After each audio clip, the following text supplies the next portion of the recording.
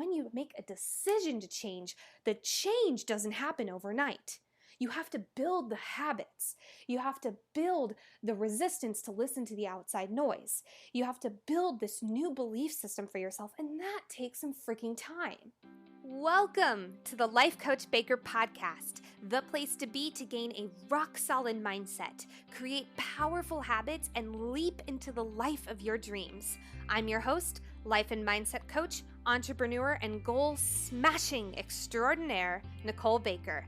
I am here to bring you actionable and applicable tools that you can use in your own life to launch yourself forward, to gain that clarity, and to ignite your motivational fire in order to achieve anything your heart desires.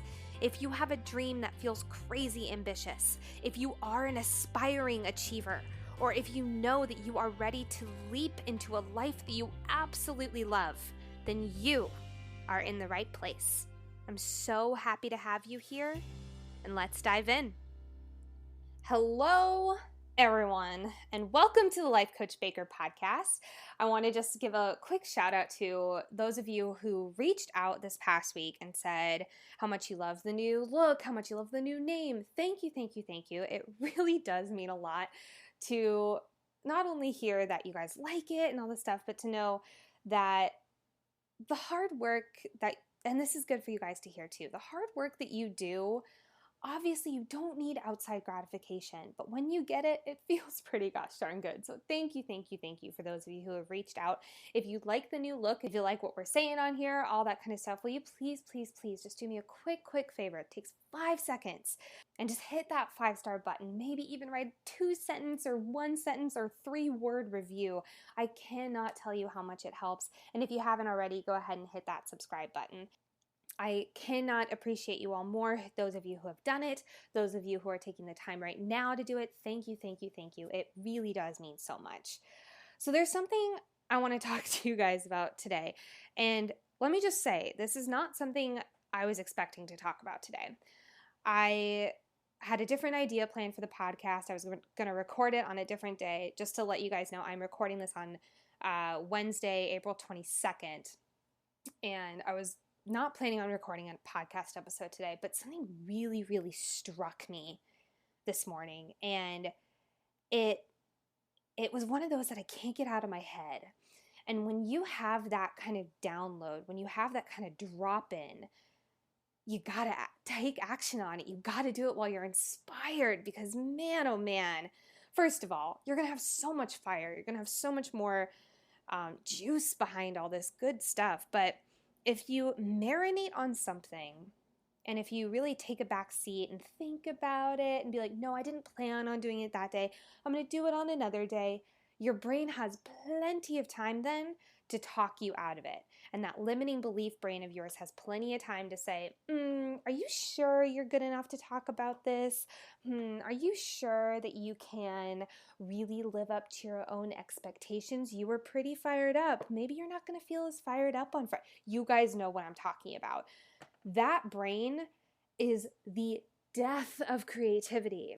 And I'm really, really, really trying harder to surrender. And here's what I mean by that. Something that I'm really good at is creating and pushing and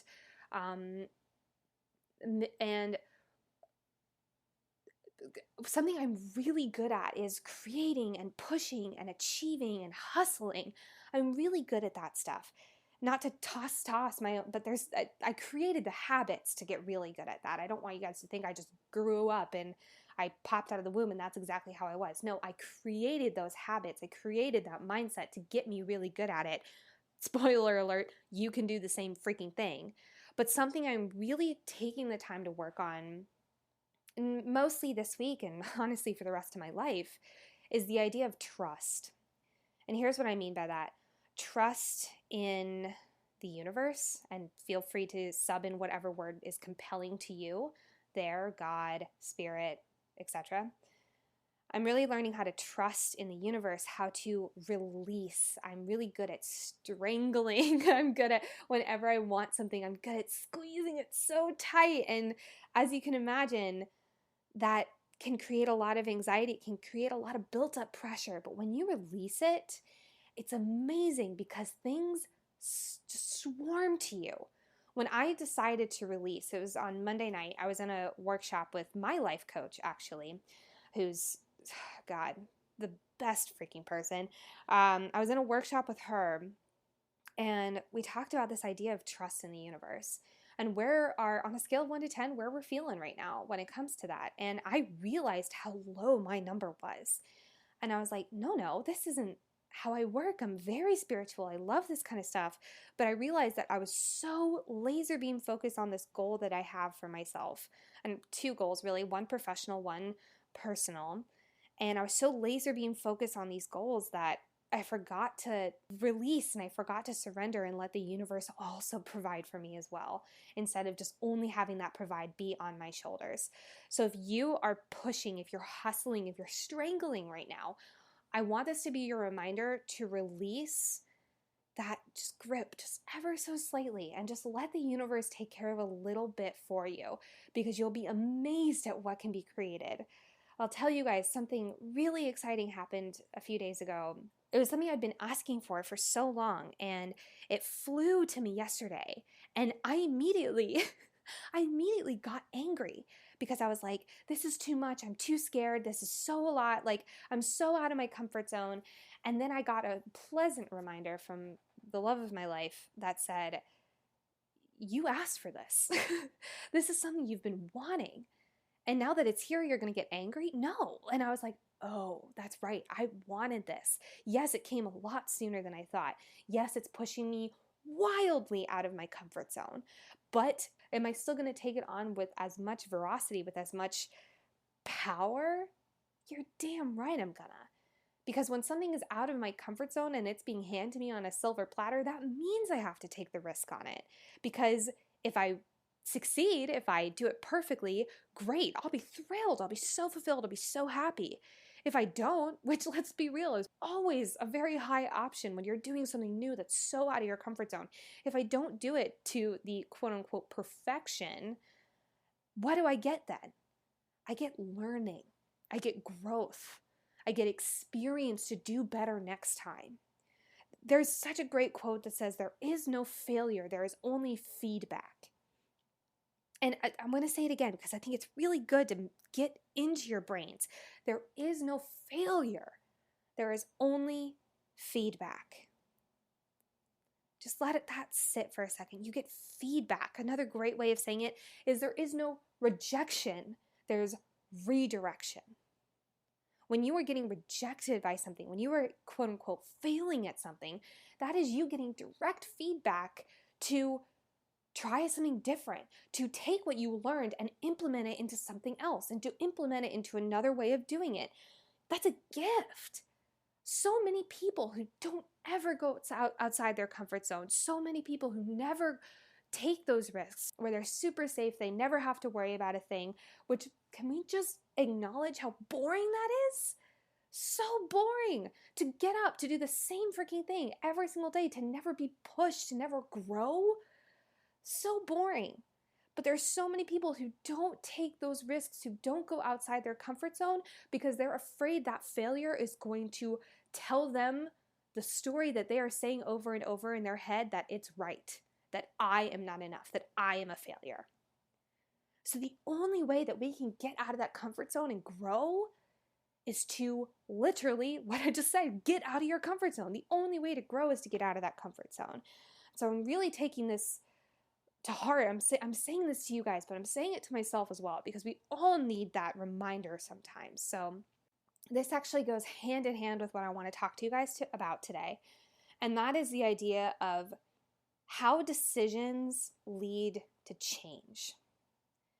And I want you to hear that really quickly. How decisions lead to change. And another way of saying that is how powerful decisions lead to change.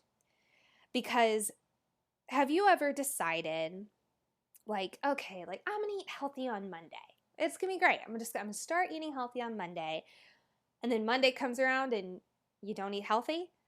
Then what do you say? Oh, I'll start next Monday. Because for some reason we can never start on Tuesday. I'll start next Monday. oh, it's fine. I'll buy some things this weekend. It'll be great. We make excuses. And then the next Monday comes around. It's because you didn't make a powerful enough decision. On the flip side of that, though, have you ever made a decision so powerfully that you couldn't think of anything else until you took action on it? I'm going to use a great example. Who here listening has ever been in a relationship and had that drop-in moment, that drop-in realization of, oh, this person's not for me? How quickly after that did you leave them? Or let's say it differently. How much after you had that decision, that thought process change, did you think about leaving them? Which then probably drove you to leave them. That was a powerful decision.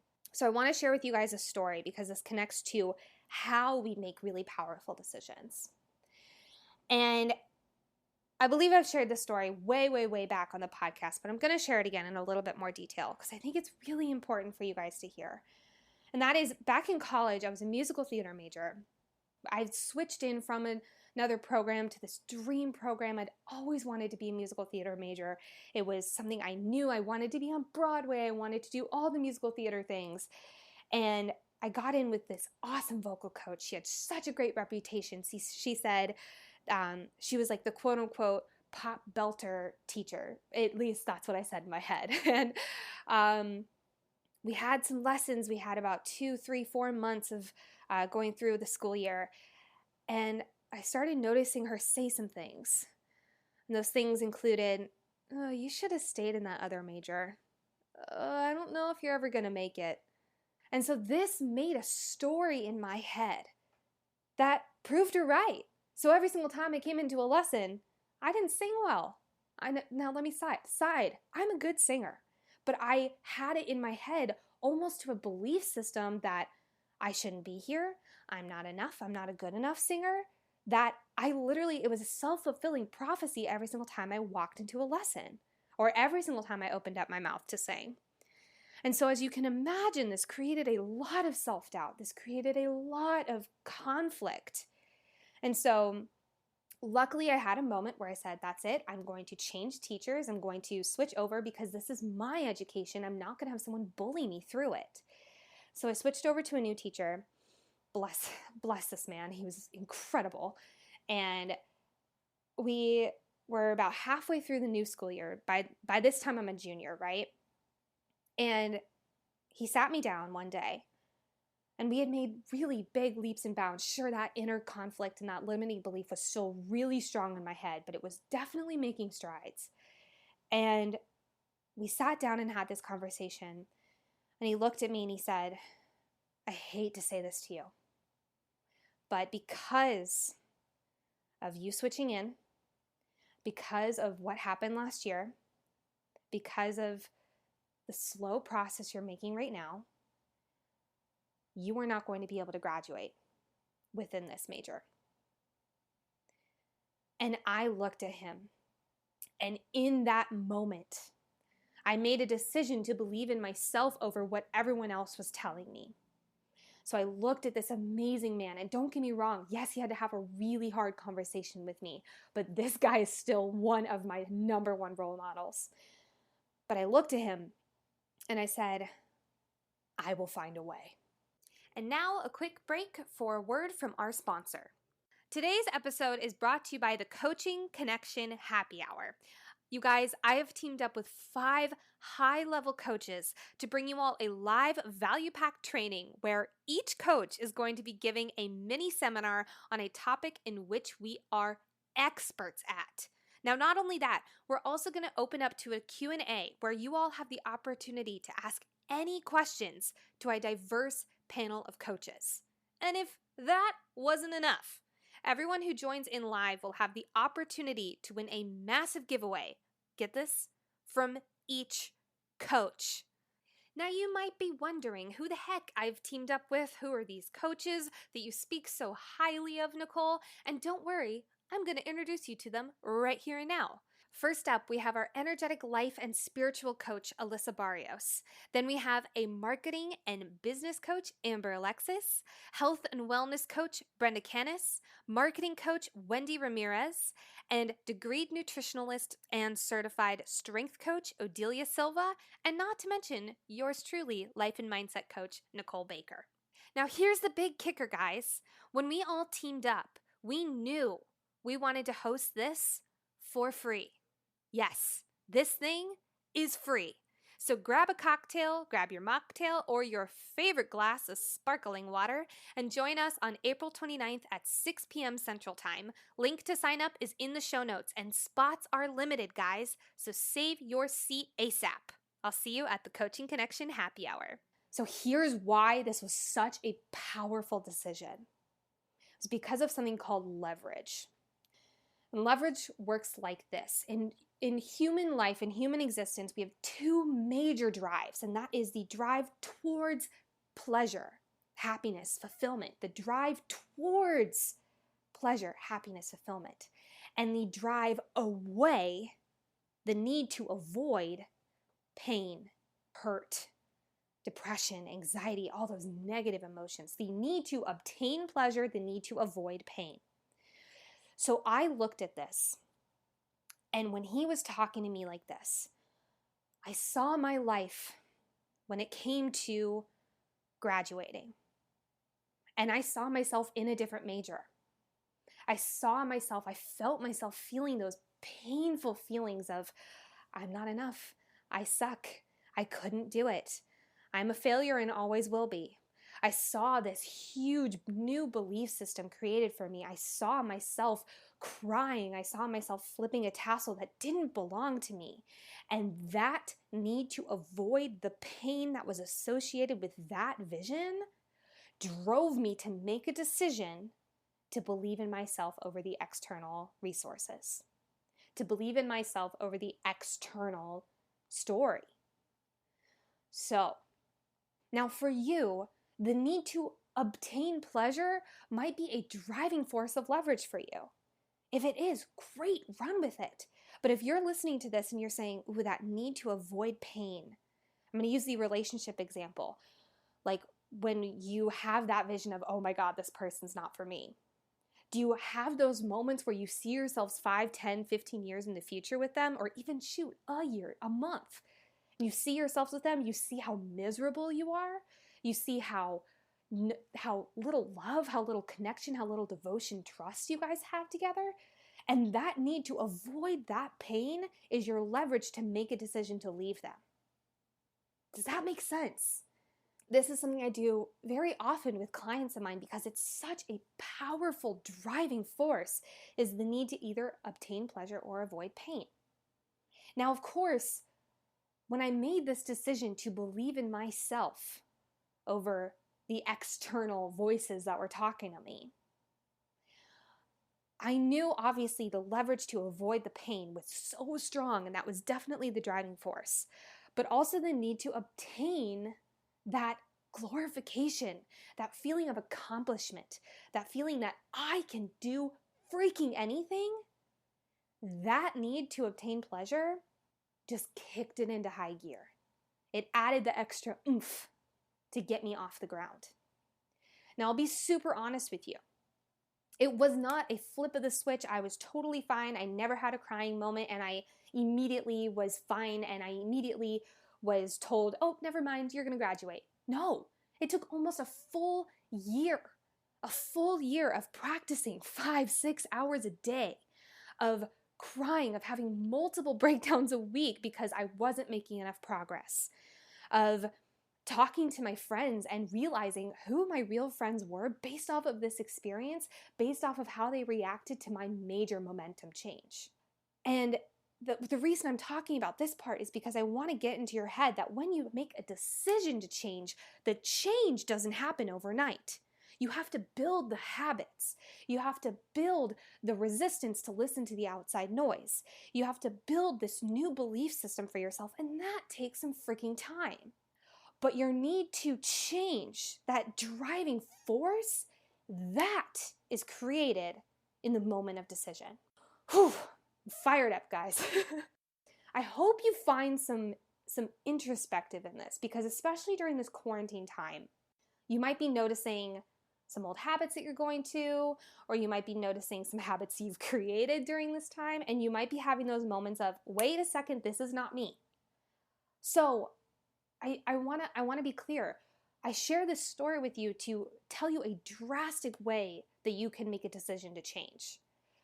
You can create the decision on your own. It doesn't have to be from something external. It doesn't have to be from a major drama moment in your life.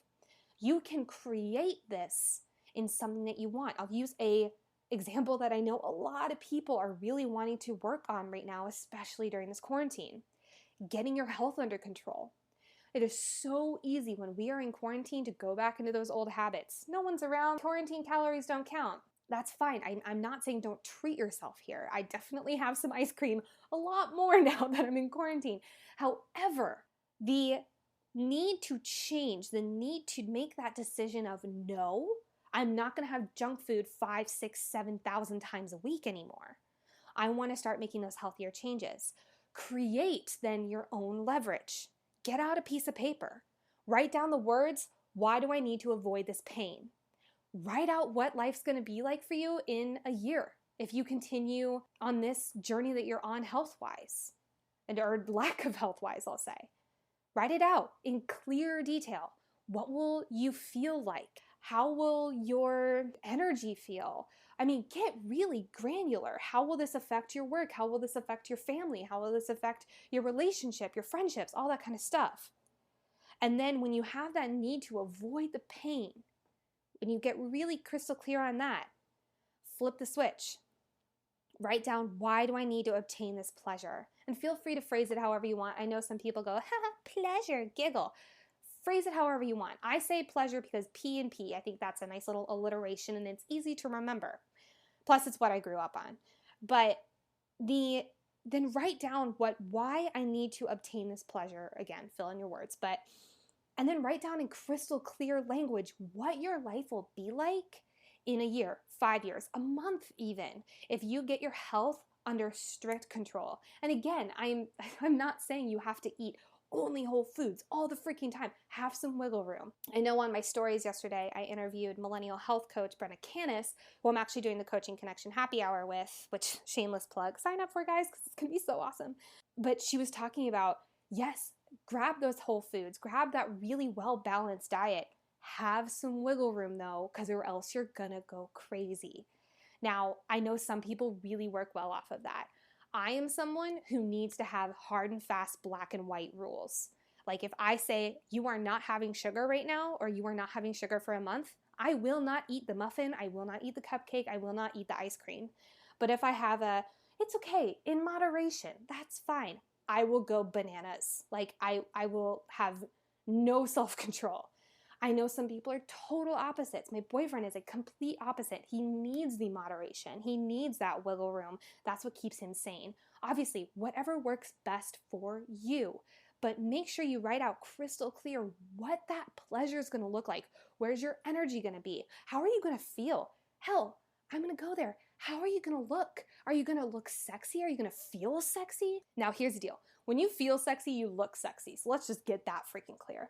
But how are you going to feel? How are others going to look at you? Are they going to look at you and be like, damn, that person looks freaking awesome. You look so strong. You look so happy. You look so like whatever, fill in the blank. It's not about obviously what other people think about what you look. It's all about your own personal feeling. It's about your energy. And I'm not saying you have to be like a crazy strict diet person and that's the only way to be happy. This is just an example. Feel free to literally throw anything else in. But you know what you need to make a decision on.